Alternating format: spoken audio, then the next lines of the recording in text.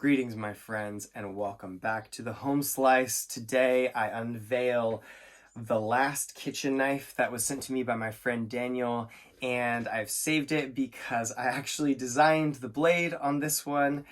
I don't know if you guys will like it or not like it, but I thought it would be cool to create sort of a multifunction reverse tanto style kitchen knife. This handle, if you didn't catch in the last episode, is made by my friend Daniel at DBx Knives, and he creates these handles out of resin that are based on a millimeter measurement of your hand width, and they fit every single surface, and every joint of your finger wraps around this perfectly when he makes it for you to your hand width, so that you have something that is basically the exact shape of your hand in a powerful pinch grip position. And it's adjusted to have the angle you'd be used to if you're used to using knives in a pinch grip normally. He's even taken a measurement. So I sent him a measurement of my countertop height with a cutting board, and he has made this knife so that if I just drop the tip of this in a standing position to my countertop, the tip lands flat, so I don't have to do any weird wrist movements to do chopping. So he's dialed in the angles in so many ways on these knives. This is the last one he sent, and I asked him for like a full size sort of chef knife. And I said, hey, I really like for the tip of a chef knife to be usable. Like, I like to be able to do a little bit of detail stuff, remove stuff, and get in and do some detailed work with that tip. But then I also like to have some height on the back portion of it for sort of rolling cuts.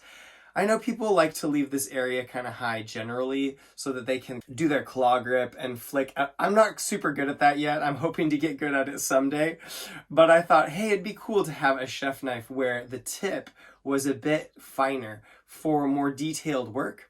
But it sort of came up to this really stable, long area of grind where you could do your traditional chops and have a bit of a multi-purpose chef knife. I guess it's no surprise for those of you who watch the channel that I want to take two things and make them one thing. I want to take knife design functions and sort of meld them together to see if we can bring out the best of both worlds. So this is the next step. This is the first kitchen knife that I have ever designed. The blade of course, I did not design this insane, amazing handle. That was done by my friend Daniel.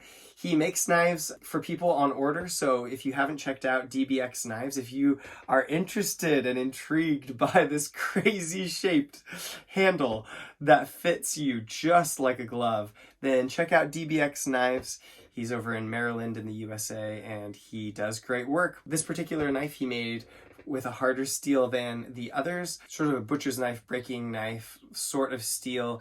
He's taken it down to where it's extremely thin at the edge, but then he grinds this gentle convex into the very end of the knife, because he's found through actual testing and analysis and measurements that food adhesion drops if you do a little convexing, because the food comes out at this angle that it doesn't want to stick to the blade.